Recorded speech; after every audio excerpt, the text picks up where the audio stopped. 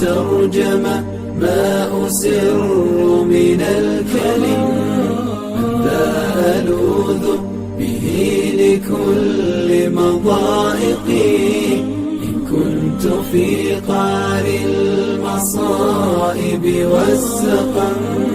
من ذا يغيث الروح من دركاتها ويزيل غما قد تعظم واحتدم. ناديت ربي والذنوب تحوطني، رباه عبدك قد أساء وقد ظلم.